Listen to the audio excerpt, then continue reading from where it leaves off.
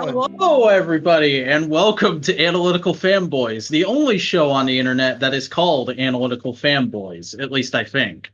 I am one of your hosts, the Vacuuminator, and I am joined, as always, by the Beast, Boingo Rider. Sometimes I have intrusive thoughts, like yelling fuck at Craig. Whoa. You didn't have one of those tonight, though. You're learning, you're progressing as a human being, and I'm proud of you. There's no snow cone tonight because he's having a bad case of the head owies. And I was having one. He's got a headache. Like a monster headache, and he had to go straight to bed after getting home. I'm assuming he took some medication as well. Eat some food. Yeah.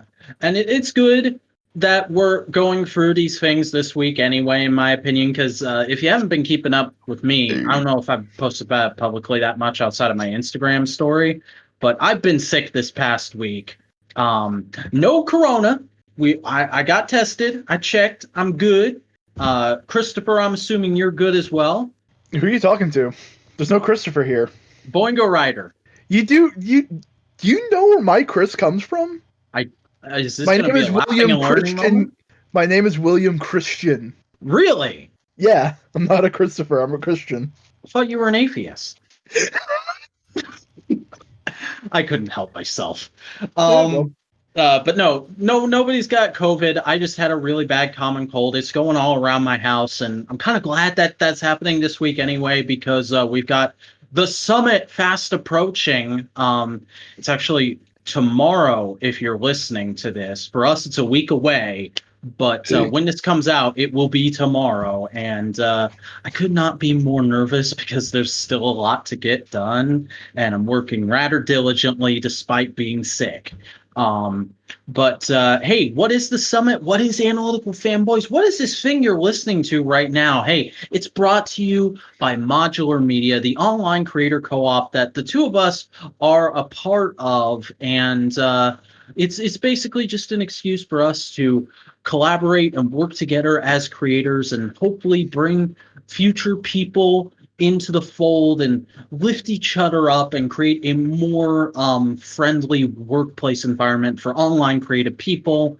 And we've got all kinds of avenues you can support us through and learn about the initiative through. We'll talk about them more so at the end of the show, but the big thing right now you need to know about is the Modular Summit is coming up tomorrow night. For those of you listening, a week away for us, as I've said before, it's going to be myself, Boingo Rider, and Snowcone83, the three guys who host this Analytical Fanboys thing week in and week out, together in person, all three of us, for the first time ever, for a week, producing as much content as we possibly can for you people. There's going to be nightly live streams. We're going to be doing long-form pseudo lectures about content that we're fans of, and there's going to be all kinds of other little surprises and things along the way. You don't want to miss out on any of that, so definitely subscribe to this channel, subscribe to all of our individual channels to get that content as it comes out.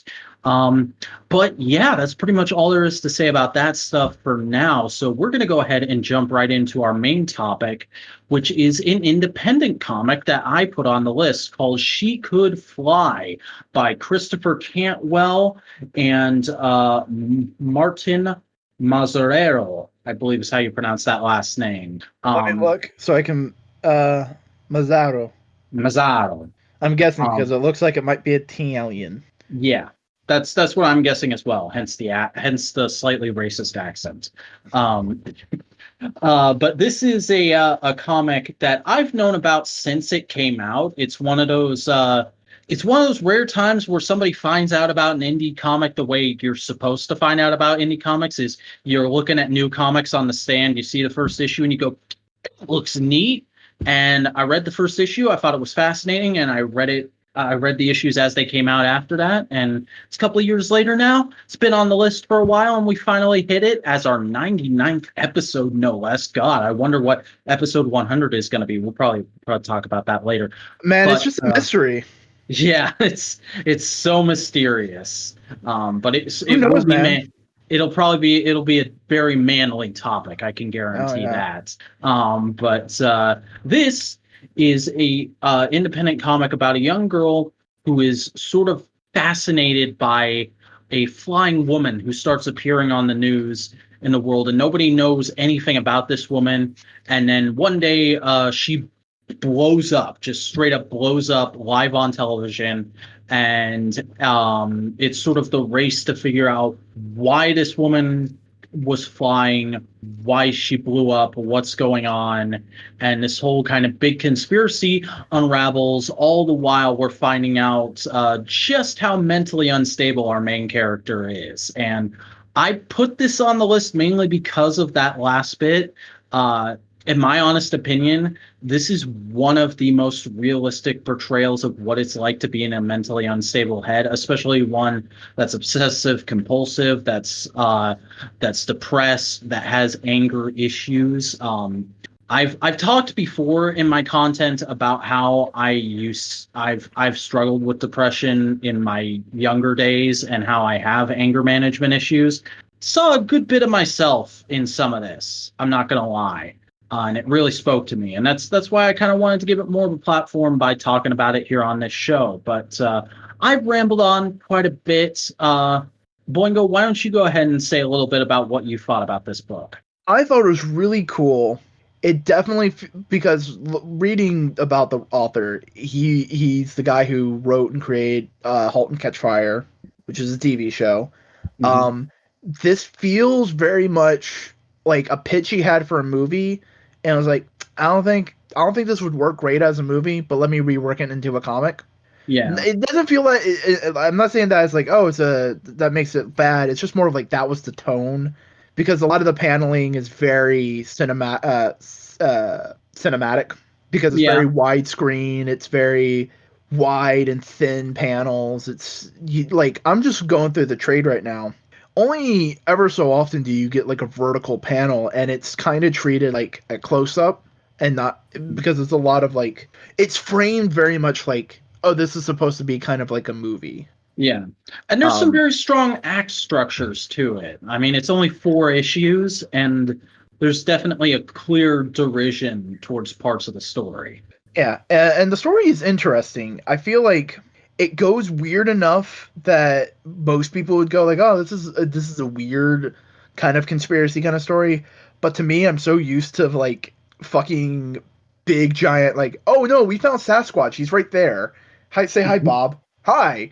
Kind of like conspiracy stories, that this wasn't the tone it was going for, but I was going like, it felt like there should have been like one more layer to the weirdness that we were kind of close to with the ghosts. Like, if it was just like one step beyond that, I feel like it could have like talked about something a little, had another thing to talk about that would be interesting. Mm-hmm. But it does talk about the mental illness and neurological disorders and stuff like that in a very throw you into the deep end kind of way.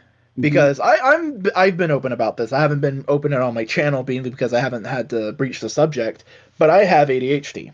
Now, to a lot of people, ADHD isn't the most intense neurological condition.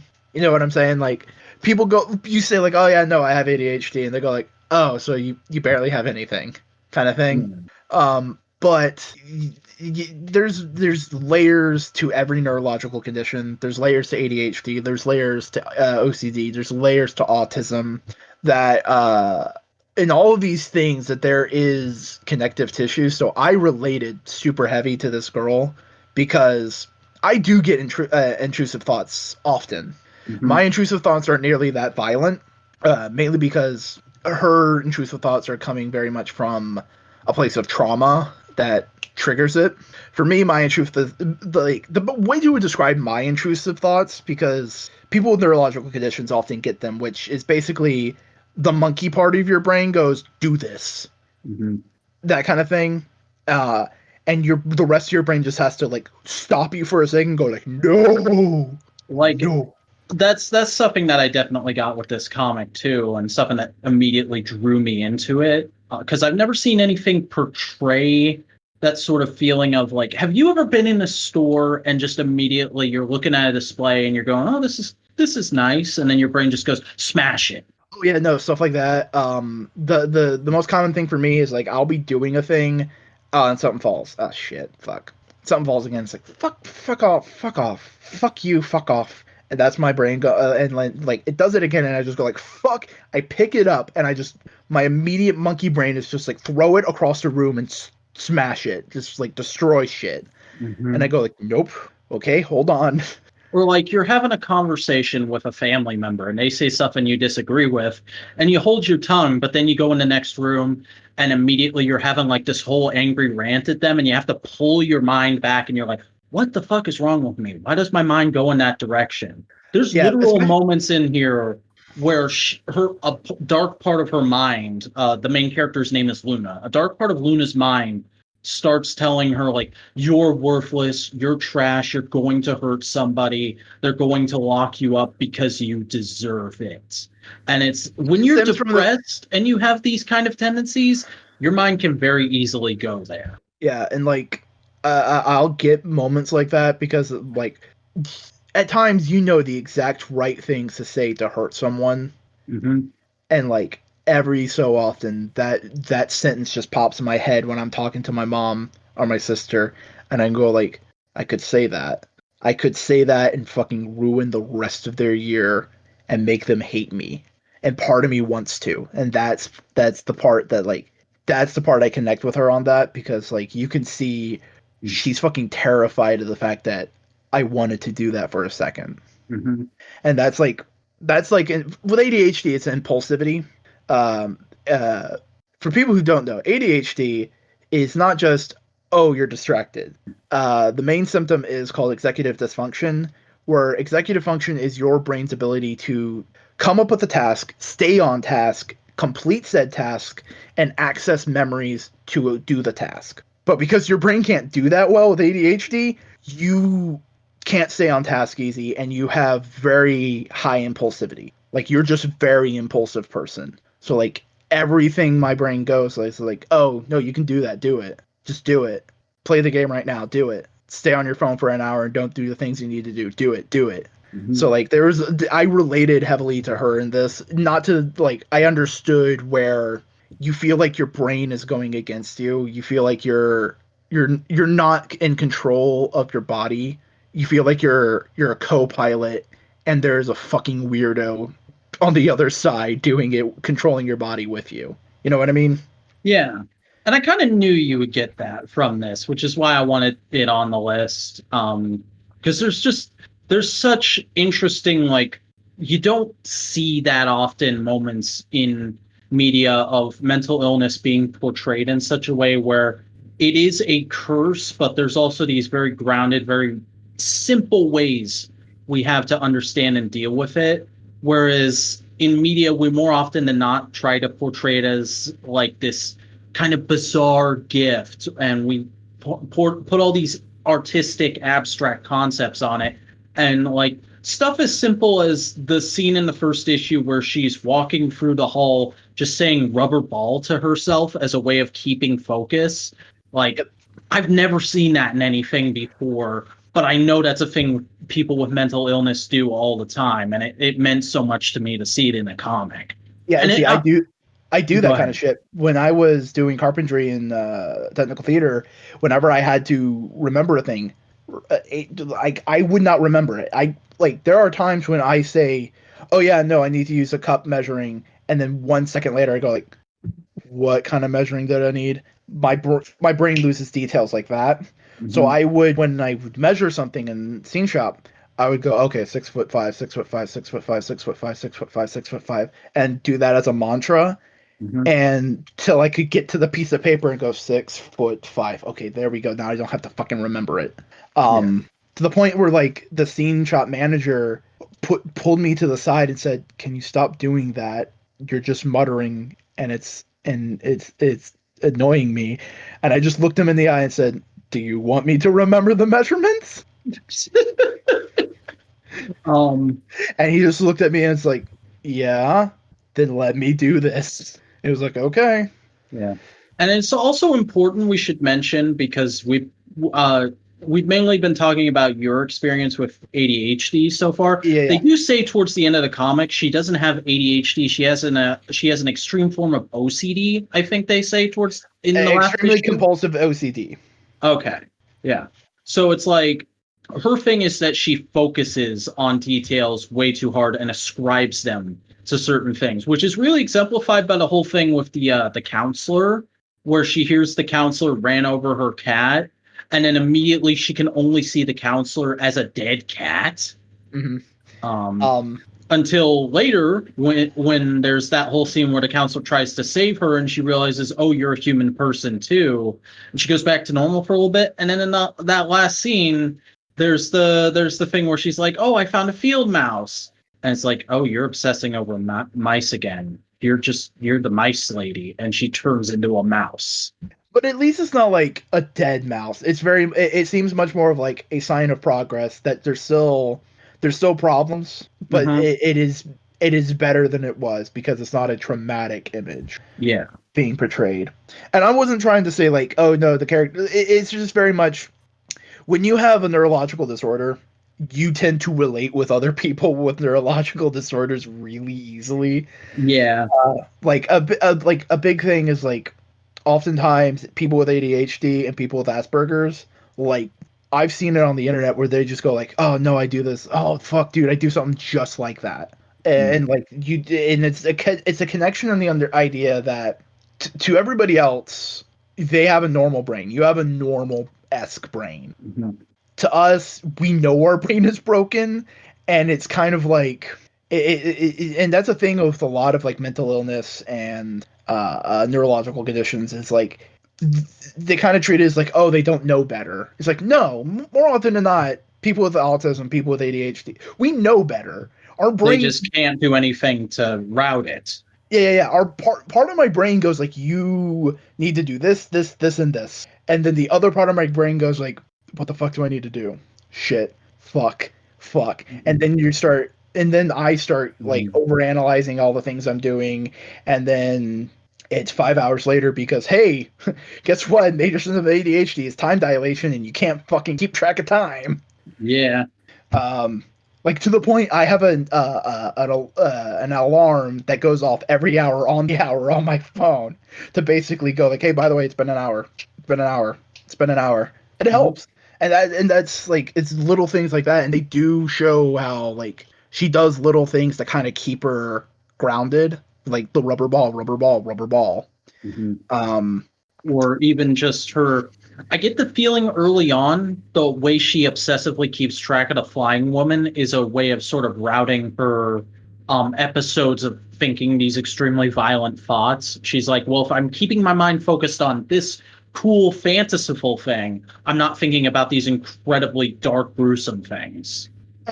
And it's also portrayed in a very nice light because it's never shown as like she is wrong for being this way. It's very much shown as like she is suffering just as much as everyone else is worried about her, you know, and that's a thing. And like her parents don't understand because she hasn't been able to communicate it until the end of this, and she just finally figures out, okay, these are the words I need to say to you. And then they go like, okay, we're sorry, we didn't know you were going through that, and they help her. Her parents are like some like really cool background characters because they don't play a huge role in the story. Yeah, they're clueless, but not in like a dipshit kind of bad parent way, in like a they just don't know any better and they're trying their best way. They don't have all the information. Mm-hmm. Like the worst thing they do is that her mom takes her to a Jesus meeting at one point, and it's kind of awkward. It's kind of awkward, and it does give her an episode of like of brain yell. Yeah, her brain just yells at her. Which is honestly the funniest scene in the comic for me, because I'm like, yeah, back when I was becoming an atheist, I had those thoughts in church too. Yeah, but it's never to show like, oh, these are crazy Christians not understanding mental illness. It's very much like, no, these are just people talking about their experiences, and her brain just fucking freaks out. Yeah, which is another thing I should also clarify. As a, I don't want to say mature, but older, more experienced atheist than I was maybe 10 years ago, I understand that a moment like that isn't them trying to force God on her. It's not that they're saying like Jesus has to be the answer. Jesus is the answer for them. It's their way of contextualizing the world's problems. And therefore her mom brings her to this group saying like maybe it can also be your way. And it doesn't work. Yeah, no. And she goes like, "Hey, it like if you want to come again, you don't have to talk, you don't have to do anything, but if you want to come, you can come." And she understands it's like this may not be for her, but I still want to leave that door open for her. Mm-hmm. And like her dad takes her to work one day because he goes like maybe just being out and about would help her. Yeah. That kind of thing. And then because she gets distracted, she ends up screwing that up too. But again, it's not entirely her fault. And the dad doesn't blame her for it. He's like, yeah, no, she was distracted. It's a bad thing that happened, but like, it's not the end of the world. Yeah, you get the feeling that like shit like that has happened to him before. Not with her, but like with other coworkers and shit. Yeah, and it's like very understandable. It's like, yeah, it shouldn't have happened, but it did. Can't help it. That kind of thing. Yeah. But we also got to talk about the physicist and the prostitute. I can't remember their name. Physicist and the prostitute. That sounds like a comic in and of itself. That sounds like a fucking Pornhub title. It does. Oh my god. But yeah, I know the physicist's name is Bill. I want to say the prostitute's name is Megan, but I can't quite remember. Hold on, let me I'm looking on the trade right now online. I'm seeing if I can find the panel with her saying her name, because I see the physicist dude just walking about. But basically, the physicist guy is kind of like traveling the country trying to find the device that's letting the woman fly, because he was working on it before her, and he's trying to basically steal it and sell it. Yep, because everybody thinks he made the technology. Everybody thinks he finished it and gave it to the flying woman for some reason. And so he's trying to get the finished version so that he can keep that story going and not get killed, because he's a useless chud that should just be killed. Yeah, no, her name's Verna. Okay. I thought it was something with an M for some reason. I don't know why. But yeah, Verna and Bill. And they're super interesting because you get the feeling that they do love each other on some level, but it's a very superficial kind of like we're all each other have kind of a thing, and not even like a we've been together forever, just we happen to have ended up together fairly recently. I get that much more with Bill. For Verna, it seems much more of like she kind of feels like this is a way out of what she's been. Mm-hmm. Like it could like she's not in an idea like this is the best thing right now, but it's much more of like this might be so much better when everything's kind of been dealt with. Yeah. And then we can move forward and be something. Oh my god. She's America voting in Biden. Oh, we're going there. Okay. It's topical. It happened on the day we're recording this. I couldn't help it. Yeah. But yeah, no, and she's an interesting character too, because she's also trying to connect to Luna during the few scenes they have together, but she's clearly just completely out of her depth. She seems like one of those people who's nice enough, but has such a level of experience that she can't be as nice as she needs to be. Mm-hmm. You know, well, because like go ahead. Because Luna goes on and says like, no, I have these intrusive thoughts, and she lists them off in detail. Yeah, there's that huge word balloon panel where she just runs down everything after Verna's like, just tell me what's wrong, sweetie. I can handle it. And there's just like a panel of them staring at each other, and then a panel of her doing like a half face palm, like, oh god, what have I gotten myself into? Yeah, like and that's kind of her whole character is like she's trying, but she can't try enough. Like she's out of her depth. Mm-hmm. Especially when you realize that he's trying to get this tech and sell it to the Chinese. Yeah. And so there's just Chinese men in black. Yeah. And I love that scene when we're introduced to them and they're like, you get us the technology, we'll give you asylum in China. You don't give us the technology, you're going to jail in China. Either way, China. Like, that's hilarious. Great line. Either way, China. And like he brings up the fact of, oh yeah, no, we have the tech now, we can sell it to the Chinese government and get asylum in Shanghai. And she's like, I don't want to go to Shanghai. And When that's did just you like ever say Shanghai to me? like that's like like you could genuinely see the heartbroken. She's heartbroken because it's like, oh, I was kind of a pawn. I wasn't like I was a bonus at the end of this. I wasn't the end of this. Yeah. And and it seems and she should have really been on his trail from the start because he's like, let's go on a weekend getaway. And she's just locked in a hotel room the whole time until he lets her come with him to a meeting. Yeah. He's I feel like he's a little sympathetic because you can understand the kind of where he's coming from, but like the more he talks, the more you just go like, Bill, shut up, Bill.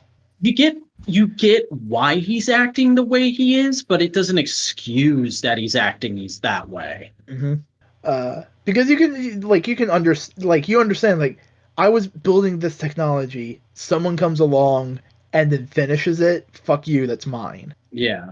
Yeah, you can understand that attitude. And I love that we never really go into all that much about the flying woman. Like we learn a few vague details and we get a sense of what her life was like, and that allows Luna to sort of project onto her. But there's no like huge deep lore mystery that we unravel. It's all kind of centered around trying to get a hold of the technology before either the Chinese or the American government does, which never really goes well for anybody. It wasn't the But American also, government, it was the company that employed them. They were trying to get the tech back before it oh, got to the American government. okay. I somehow never got that. I ATF thought it is was like alcohol, tobacco, firearms. okay. And like importantly, that does also lead into there is a sequel to this, which is just called She Could Fly: The Lost Pilot.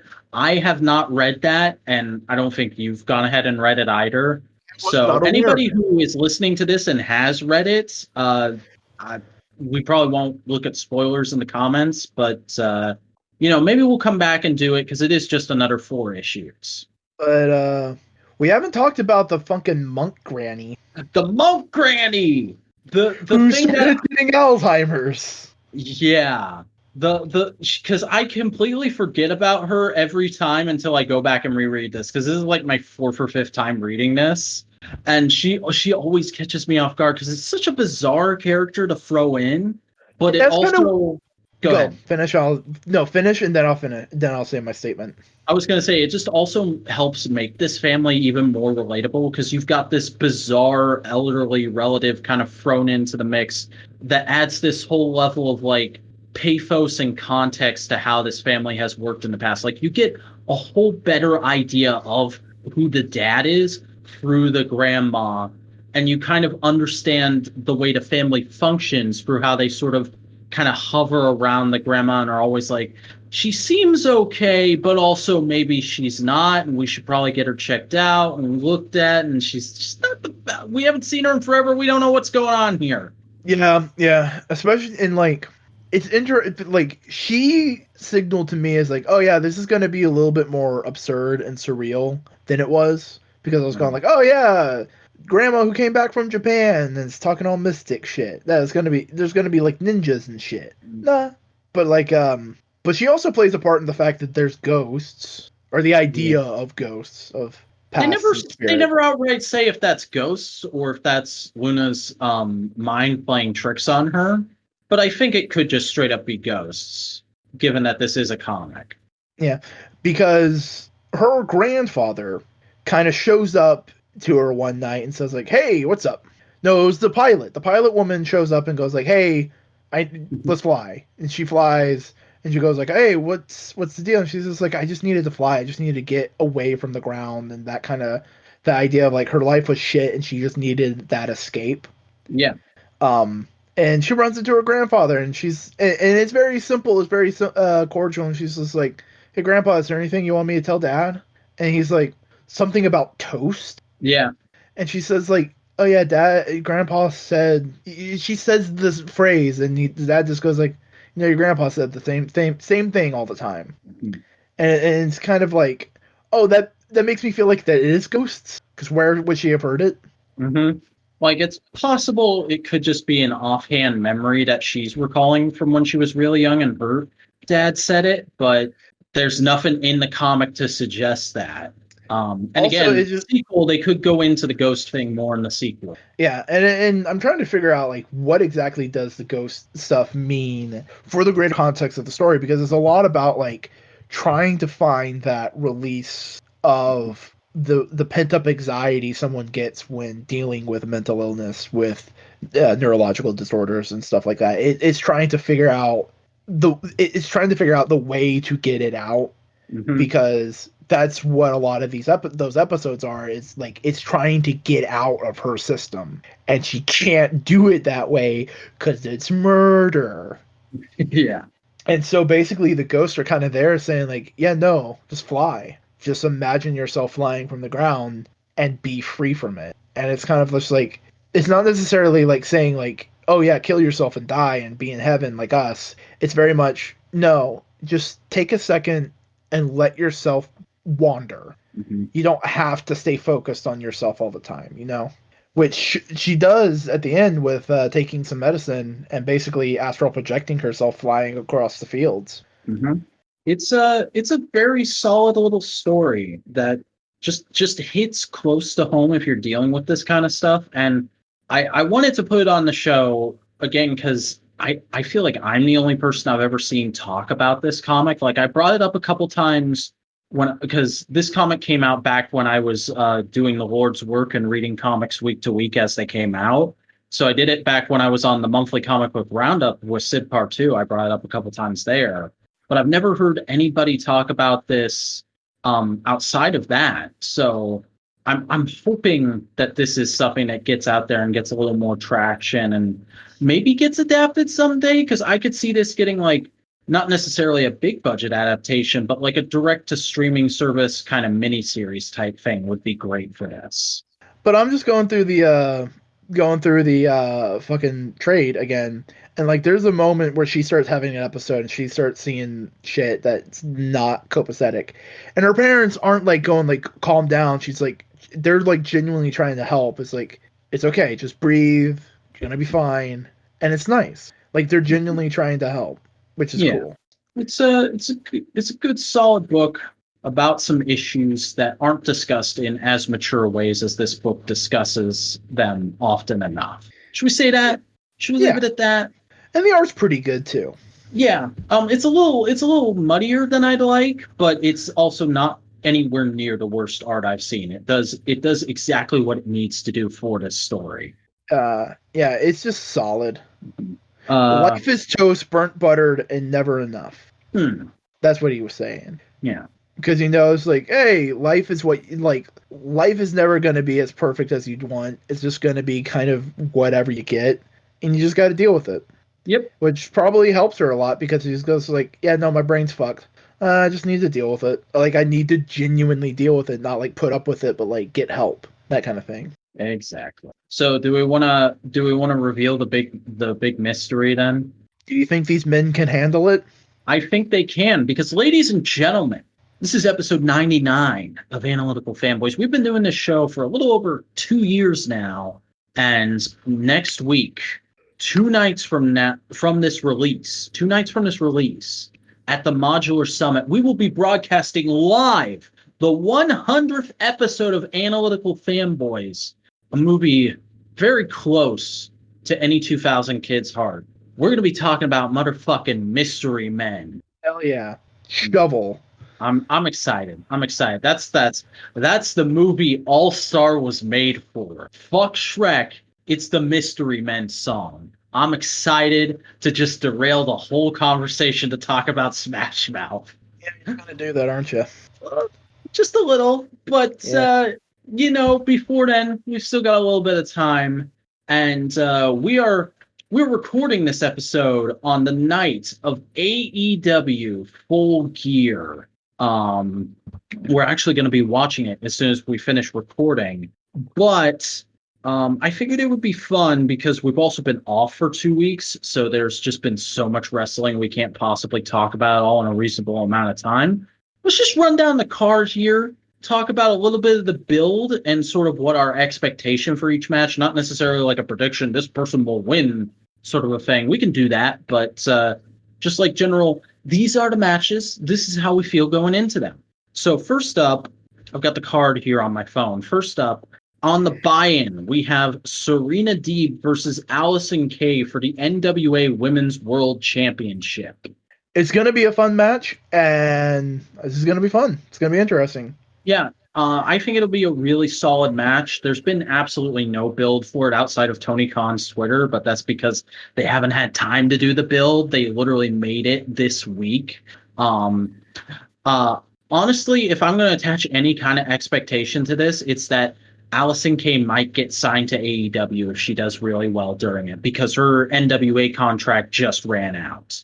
And I know some people were salty. Is like, why are you just making a match? Like, of course it's a women, like, it's just a random made women's match, and it's like, we've discussed this before. It's like, yeah, of course they haven't had women's storylines. They haven't had women to make storylines. Mm-hmm. Like, it is a compounding of issues that I honestly see it kind of wrapping up, because already this last week of Dynamite we had, oh yeah, Serena Deeb is going to defend the NWA title. Hikaru Shida is defending the title with a little bit of build, not a ton, and it wasn't great, but it was build somewhat.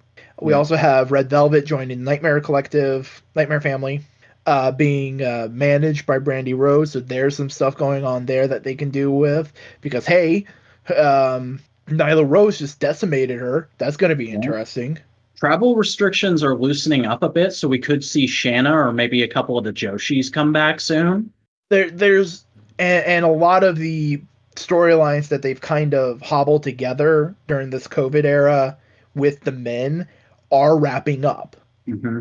Like Moxley, Kingston is wrapping up, MGF and the Inner Circle's wrapping up. All these like individual little storylines that they've basically had to make because they didn't have anything else are being done. So now they can start doing more women's shit. Mm-hmm.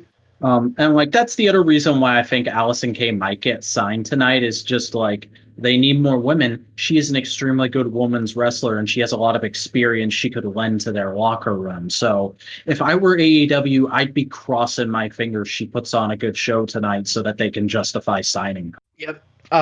It is still kind of weird that they haven't called Thunder Rosa. Mm-hmm. Billy Corgan said her contract with NWA runs through next year. Oh. Like it's up next summer. Oh, okay. Yeah. Not this so summer. She's not their champion anymore, but she's still technically signed to them. Doesn't mean she can't work for AEW, but she can't sign with AEW right now. Yeah, but like they can still call her up and go like, hey, do you want to do a couple shows kind of thing? Mm-hmm. Like independent wrestling contract should be. Yeah. I think they haven't done it mainly because we don't know what we can do with the women's division, because we don't know who we'll have week to week. Yeah. Because we can kind of rely on these people in the men's division, these people in the tag division. We can rely on them because we know they're here, they're going to be here at this time, and we can justify relying on that. But like, where have Britt Baker and Big Swole been the last couple weeks? Doing other shit.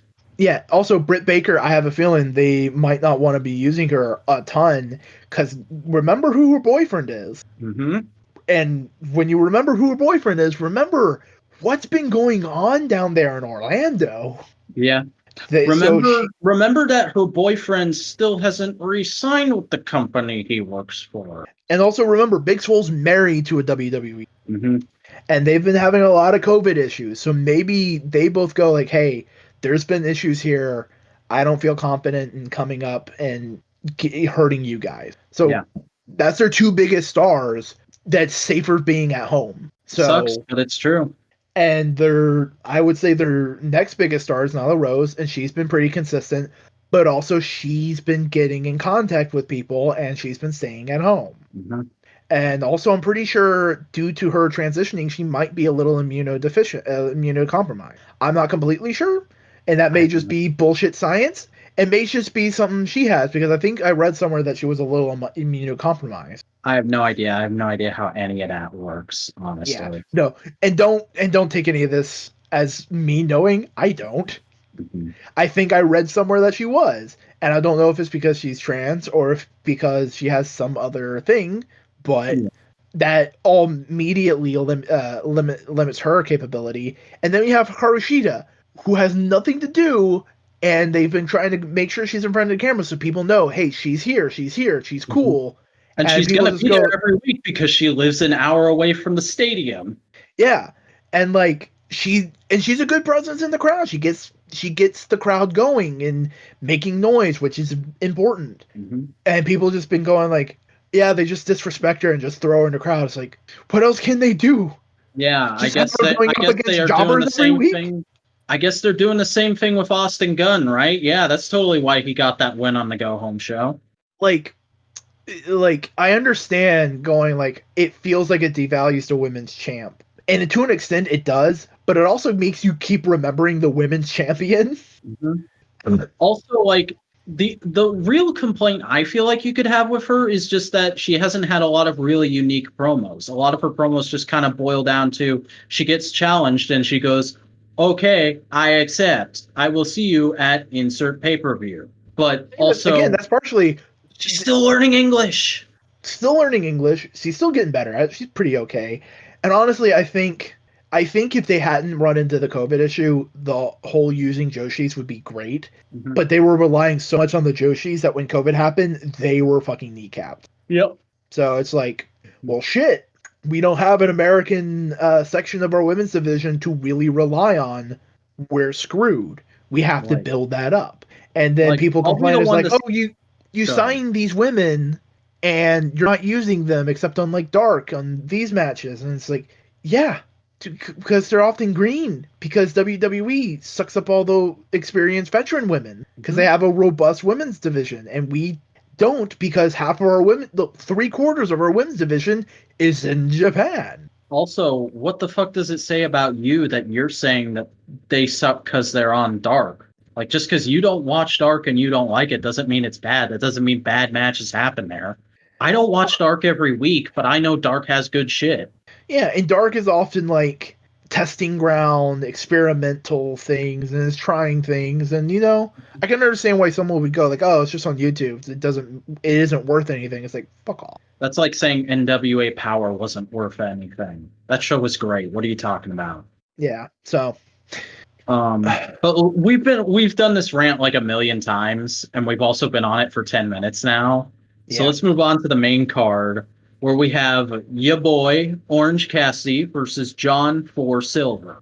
John is hungry, and this is going to be the best comedy match. This is bringing Orange Cassidy back to comedy because he's been going through serious feud for the past couple feuds, and like I love me some serious Orange Cassidy. It's great because it's just like a fun shonen character, making people underestimate him.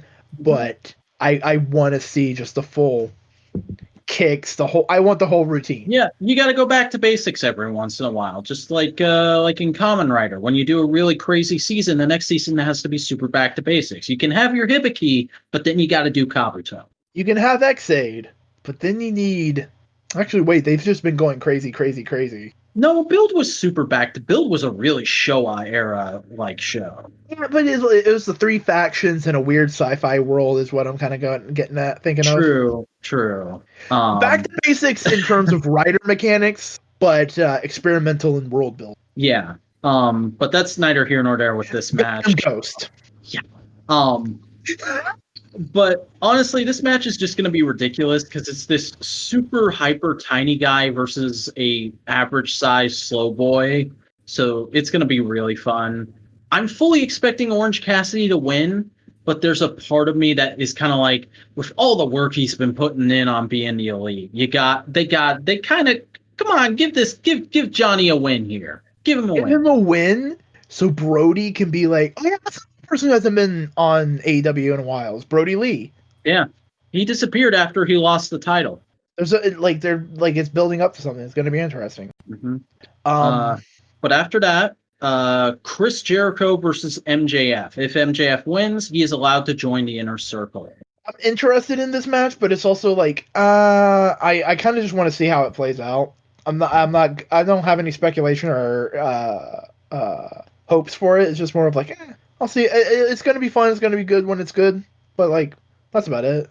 Part of me kind of hopes Jericho just comes out with the full entourage and they're all hyped up. I just dropped my water bottle. They're all hyped up. They're all ready to go. They're like, yeah, Chris, beat his ass, beat his ass. And then the bell rings and Jericho just flops down, lets MJF stand on him.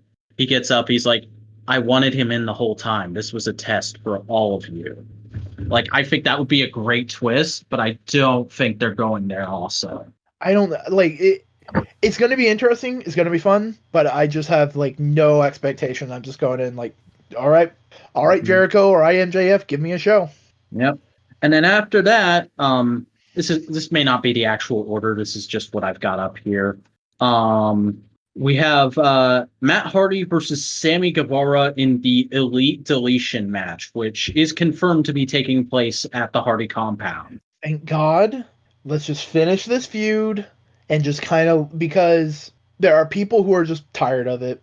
I feel like it hasn't even gotten started to the point where you could be tired of it. Yeah, it's been a really grueling stop and start for nobody's real fault except circumstance. Yeah, I just want this to be a fun, good theatrical match. Mm-hmm. Let that be like let that be the end of this. And then let Hardy go do something else. Let Sammy Guevara go slowly turn babyface, because goddamn that baby, like him it's going been up against weird MJF. The last couple weeks, because he's like a babyface against MJF, but he's a heel against Hardy. And he's such a hard heel against Hardy too. It's weird. I think it works because there's some people you like and there's some people you hate, and you're just gonna be an asshole to the people you hate. You know what it reminds me of? The whole Guevara and MJF thing? Remember when Randy Orton was trying to join the Wyatt family, and who was it? Fucking Brody Lee actually was like, this guy's a snake. We can't trust him. He's going to fuck things up. That's kind of what they're doing there. He's a snake. Yeah. But yeah, I'm expecting this match to be good because it's Matt Hardy. He invented cinematic matches. How could it not be good?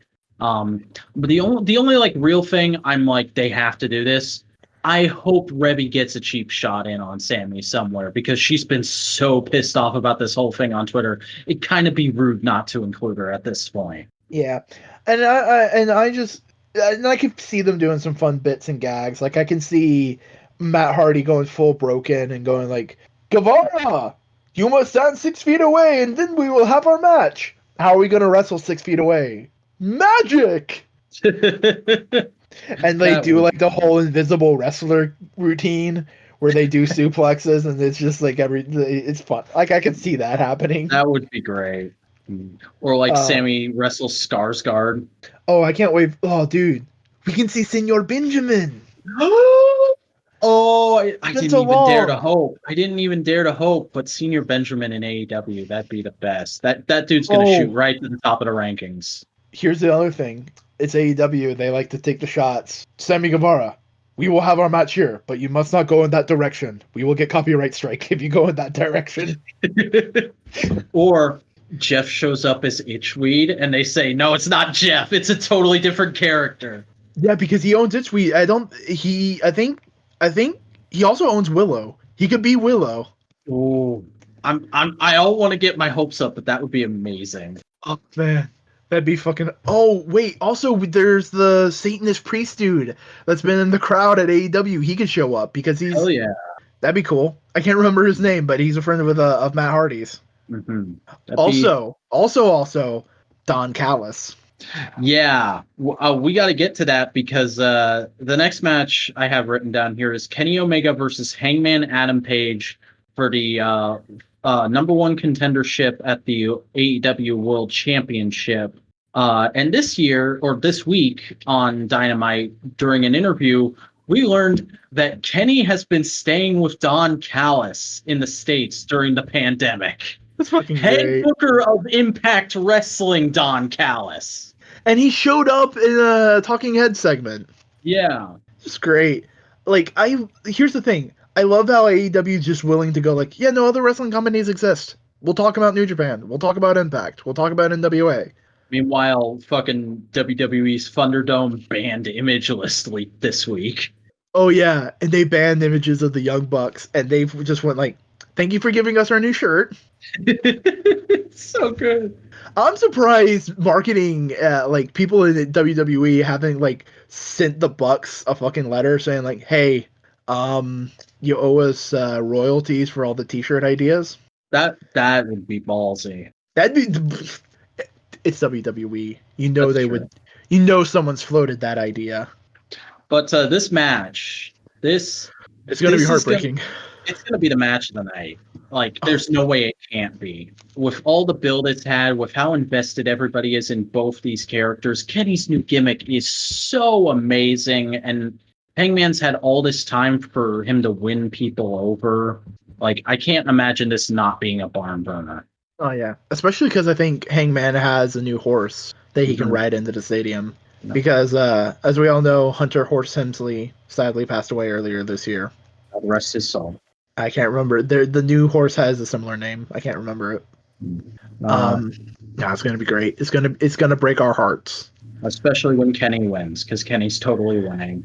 It's gonna be so bad because there was an interview segment with Hangman, and he's just like, if I lose, I don't know what I'm gonna do. I guess I'll just fucking drink my sorrows away. Yeah. Oh, it's a rough ride ahead. But we were talking about this a little before recording. Cody, now named Cody Rhodes, because they gave up that trademark. Oh, I was so happy for him this Wednesday. I just can't wait for Justin Roberts to go, Cody Rhodes, Mhm. because you know he's Um, gonna fucking roll that R. Yep. And I almost said he is depending. He is defending his TNT championship versus Darby Allin. This is going to be another amazing match because Darby and Cody have had two matches before this and they were both amazing. And I feel like this is Darby's coronation. I feel like this is Darby's night. They've been building him for a very long time now, kind of protecting him, but also not quite letting him get there. I feel like this is the moment where they say, like, all right, Darby Allin's the future. He's getting the mid-card title so that we can prep you for when he gets the world title. I mean, it's almost been like, I'd say 2.5 years because he wrestled in the first AEW pay per view. Yeah. And then it was that till Full Gear, and that was about a year, give or take. And then Did you watch the countdown special they no, did? I never got a chance. I hadn't got a chance to. There's an interview in that where Cody says that, like, Darby is a part of their year one rookie class. He lists him, MJF, Britt Baker, and I think two others. I can't remember who. Noticeably, Jungle Boy wasn't one of them, which made me raise an eyebrow. But Maybe not because Jungle Boy's just been on the Indies for a while, and the Young Bucks have worked with him extensively in PWG. that's fair. But he's like, all of you are the year one rookies of AEW. You've had all this time to be called the future. You're the next big thing in this business.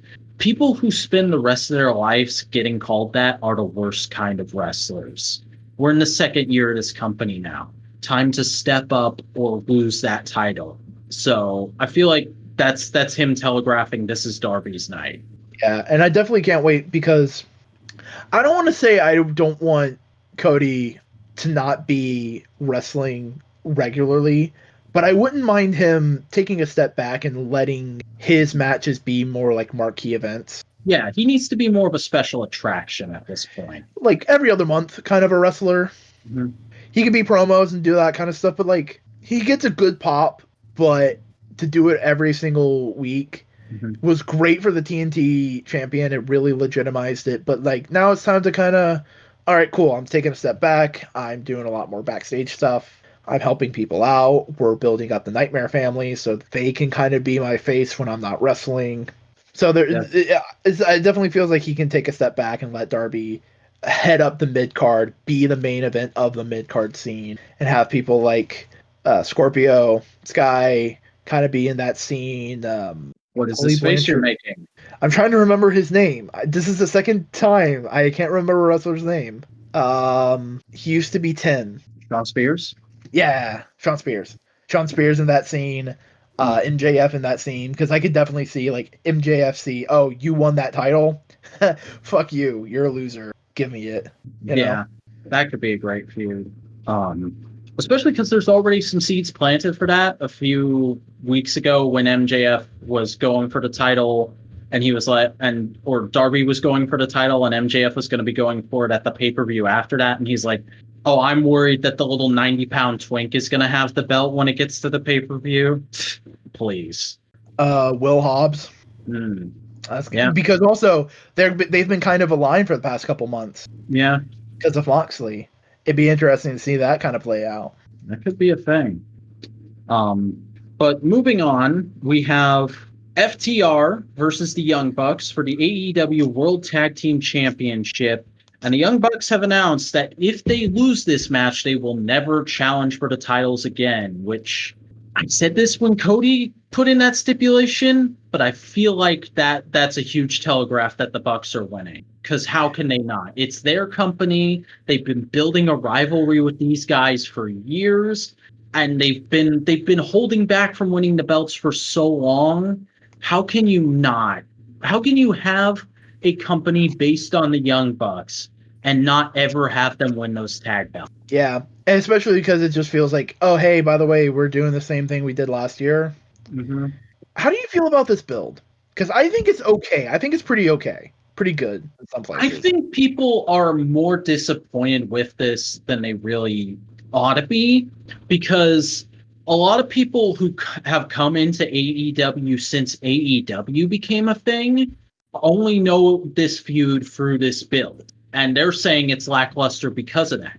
But if you've been watching Being the Elite all these years, or if you're like me and you've spent this year marathoning it on and off, they don't need that much build. There's already the hype for this match there planted in the hardcore audience.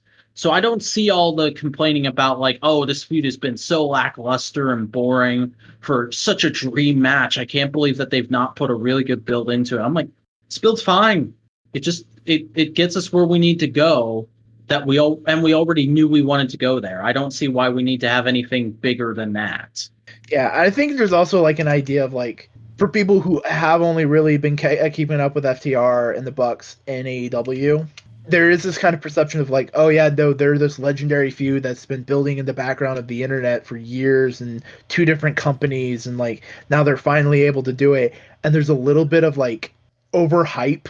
Yeah, that's a good word for it. Because it's very much, it's not a blood feud. It's a pissing contest. That's how it's always been framed. It's very much like, no, we're the best. No, we're the best. Fuck you. Yeah. It's not a blood feud. Again, like Moxley and Kingston. It's just them going like, no, fuck you. We're the best. You're an asshole. Yeah. And honestly, that works with the build on Dynamite. Because it's very much like, hey, no, we need our edge back. We need to be the Bucks from like a couple of years ago when we made that tweet. We need to be Bullet Club Bucks again. Yeah, we need to be those young Bucks. And FTR's just being like FTR's as dicks. And it just works. I think it's fine. It's fine. It's going to be a killer match. I don't think it's going to be as amazing as anyone thinks it's going to be. But I think it's going to be a good match. They're going to leave stuff in the tank. And I think the Bucks are going to finally have those belts. They're going to leave stuff in the tank because you know what's going to happen next year.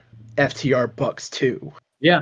In front of a crowd boogaloo. And then eventually we're going to get FTR Bucks. You know what I would have in that? Who? TLC. Ooh, yes. But moving on, Hikaru Shida versus Nila Rose for the AEW World Women's Championship. I kind of see Hikaru Shida retaining the belt. Yeah. I just don't think there's anything interesting to do with Nyla having it again. We've had two Nyla reigns, or no, we had the one Nyla reign and it was really long. This is the third time she's gone after the title. Third time she's tried to get it from a choke sheet. And it's like we've kind of done everything we can with this character and the title. Not saying there's nothing left to do with Nyla Rose as a character. Just I don't see a reason to put the belt back on her. Not until like the belt has had like a couple other people and like she can go against like someone like Chris Statlander, Britt Baker. I honestly see this as a filler feud. I think we might get Shida Baker at Revolution, and then assuming she's well enough by then, Baker Statlander at All Out or Double or Nothing. I can see that. Also maybe Swollen there. because that'd be fun. And maybe if we get some more Joshi, get some more Joshi. Oh yeah, Because I think that's the biggest problem is I do like miss me some Magic On. they've been limited to the wrestlers they have, so they've had to reuse their pieces. But they go, if we just put these people out there every single week, they're gonna get overexposed. So they've been trying to avoid that, and then everybody goes, where's the women wrestlers? They're gone. So you ask, where's the women wrestlers, and not just like going like, oh, it's the same people over and over again. Like people make this complaint about Here's the thing. AEW's women's roster. I will say this: if by April the women's roster hasn't improved somewhat in a significant direction, I will start agreeing that the women's division is bad. I will hold you to that. Like that's the thing. I feel like they're right on the cusp of like fixing it and being okay, good. I'm not expecting it to be great. I'm not expecting it to be the best women's division in the world. I'm just expecting it to be solid. Yeah, and it has been solid. And the thing is, like, we're talking about they don't want these feuds to get worn out or tired. People say like, oh, where are all these great feuds you could be doing with the women's roster? You're wasting time. And you say don't overexpose them. And that reminds me, like, people are talking about how great Sasha and Bayley at Hell in a Cell was. I didn't even bother watching that match because all I heard was people saying it was good, but it wasn't as good as their takeover matches. But hey, it's nice that they finally did that story on the main roster. And I'm like, well, if it's not as good as their takeover stuff, then why don't I just go back and rewatch their takeover stuff? Why would I bother with this new thing? Yeah, and like there's so many stories they can do, and like I feel like the first big story they tried to do with the women's division also spooked them a little bit because it got such a negative fan reaction with the Nightmare Collective. Yeah, that it may have just probably the only people who liked that. Yeah, and we were also the only people who were on board with Dark Order day one. It's like if I ever meet Evil Luno, I'm just gonna go like, hey man, I was Dark Order day one. Yeah. Like you popping out and I recognize, oh shit, that's the Super Smash Bros. What the fuck, they're evil? Sweet. And just like tell him that. Because I have a feeling he'd appreciate that. Yeah. But like, because it took a little bit for everybody to get on board, and it's like, nah, spooky cults fucking sick. Spooky perverts. Clap, clap, clap, clap, clap. But then the final match on the card is Jon Moxley versus Eddie Kingston for the AEW World Championship in an I Quit match. There's going to be so many good promo in this match. Because there's going to be mics everywhere, so they can say I quit. Yeah. It's just going to be like hit each other twice, grab a mic, and talk for 5 minutes. Dude, they're going to do the chop spot where they're just going to go like, hit me, hit me, hit me. But here's the thing. They're going to have mics and go like, hit me, you son of a bitch. Hit me. Or like, I'm sorry. Fuck your mom. Shit like that. I'm so excited for this match because literally every promo leading up to it has been great. And like, oh, that last promo. I'm going to bring this to my mom and go, this is why you don't have a grandchild. This is why you don't have a daughter-in-law, because this is the most important thing in my life. And there's an extended version of that in the countdown thing where he says, like, I'm also not just doing this for myself or for my mom. I'm doing this for all the young people who are like what I was before I had to become this. For all the disenfranchised kids standing on a corner in Yonkers right now going, man, I got to get out of this town. That's who this match is for. It's like, oh my God, Eddie Kingston is just straight up a face. I love this man. I don't think he's going to win, but I want him to win. What I want so desperately is like they fucking brutalize each other. They are at the end, they're on their hands and knees, and eventually Eddie Kingston somehow says, I quit. And then the first thing Jon Moxley does is just hug him. Because he's sorry he had to do this to his friend. That'd be great. But man, what a fucking swerve would it be? And like, what a statement about the kind of company AEW is would it be if they let Eddie win, put the belt on him, and then said, yeah, our next world title feud, we're not doing Moxley Omega 2. It's Moxley Kingston. Or not Kingston Omega. God damn it. Ooh, Names. that's gonna be a fucking weird promo off. Yeah. Because Kingston has such an amazing grounded promo, and Omega has a very anime-esque promo. Kenny's all about being flamboyant and weird, and it's wonderful. Metaphorical and I've been watching some of his old New Japan promos in preparation for my BT lecture that's happening at the Modular Summit. And man, he was just so cool on the mic in the Bullet Club. Yeah, but I can't wait for that. It's going to be great. Yeah, it's going to be a big old pay-per-view. But before we can get there, Chris, what you vibing on? What you been vibing on these last 2 weeks since we last recorded? Well, I've just been kind of trying to play some games, hanging out in that kind of vibe. I've been streaming some, playing Bayonetta. I've gotten better at the game. I'm not as shit. I've died several times, but I've gotten better. I realized I was playing the game wrong because I was just hitting the buttons thinking, okay, combo, trying to do that. And I realized, oh, wait, no. You're much more effective when you hold the button so she shoots some shots before you go into the next combo. Makes sense. I was being impatient with the mechanics. But I started playing Shadowverse. It's an online trading card game. So, like, you get cards digitally. The best way to describe it is it's Hearthstone, but with more mechanics. Okay. So you can put a card out and you can evolve it, and there's 8 different factions and they all have different play styles. So like there's forests where you bring out a bunch of small minions and do all that kind of stuff, and then there's one where it's all about spells and all that kind of stuff. And it's filled with a bunch of anime waifus. Oh, great. Yeah. Also, it has an anime going on right this moment. Great. So I've just been thinking with that. It's pretty cool. Nice. Well, I wish I could be a little more positive, but my vibe for this last couple of weeks has just been the universe doing everything in its power to fuck with me, because we had a little thing called Hurricane Zeta happen, and I didn't have power for 3 days, and then I didn't have internet until that following Monday. So got a whole bunch of plans sidetracked and derailed and pushed back. And then this week, like I talked about earlier, I got really sick. Just like a really bad cold, and I haven't been able to get a lot done. My diet and my workout is totally thrown off, which irritated me because I was trying to go super hard on that stuff before the summit.